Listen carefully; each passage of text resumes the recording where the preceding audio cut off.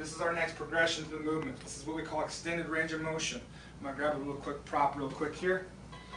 I've got 6-inch boxes.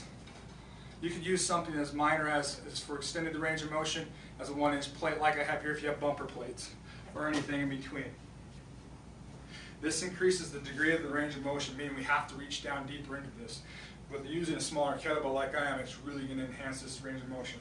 So again, everything's exactly the same. Weight on heels, hips back, good posture, brace the trunk, should get a big stretch out of the hamstrings, and then continue on. So as such, and back up.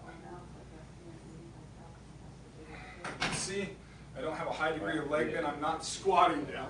That's a squat. No. There's your dead. We put in, but he should. Right there. For the building. Oh, tough. Good. You're good. So, all right. This is obviously a higher degree of difficulty.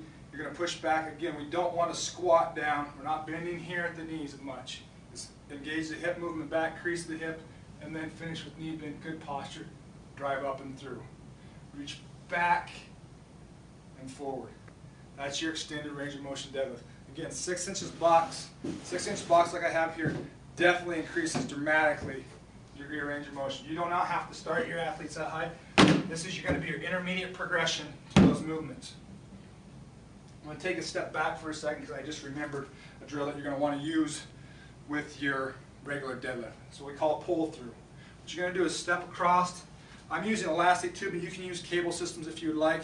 I'm actually going to slide off to the edge like this and so you can get a good angle. Again, this is teaching hip flexion, hip extension with good trunk control. You're going to grab the band as such, arms straight. You're going to walk out a good degree. And all you're going to do, the band wants to pull you backwards. So all you're going to do is let it pull you backwards, load the hamstrings and hips, and then extend back through. Load the hamstrings and hips, extend back through. People are going to want to drop their hands down around their back and bend their knees. Your clients or athletes will. Make sure they're creasing at the hips, loading here, push off to the heels. Again, the movement pattern is the same. We're just changing the complexity of the movement to meet the needs of where that athlete is. Final and most dynamic movement for your athlete or client is a two-handed swing and also one-handed swing. We're going to call it a two-handed swing tonight. So here we go. Everything's basically the same, except now we're adding speed, the most difficult component to control. Very good component for teaching, especially when you get your athletes nearly rehabbed or close to finishing their rehab, to insert this into them before they get back on the field. They're using their posterior chain and glutes. So here's what it looks like. Nice, relaxed, good, tall posture. Everything's done here. The same as with the deadlifts, extended range of motion deadlifts, the pull-throughs. It's all the same except we're moving with speed with the weight. And here's what it looks like.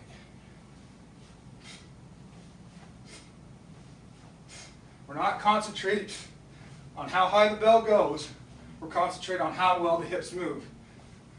I can lever my trunk forward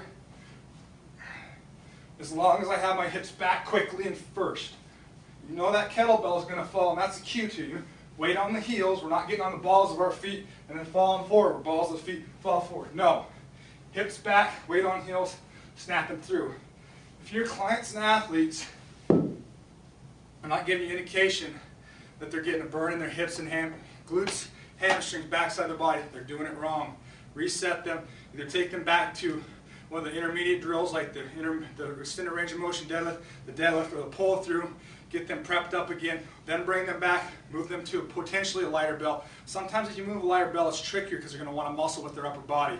So sometimes that's not necessarily the answer to the problem.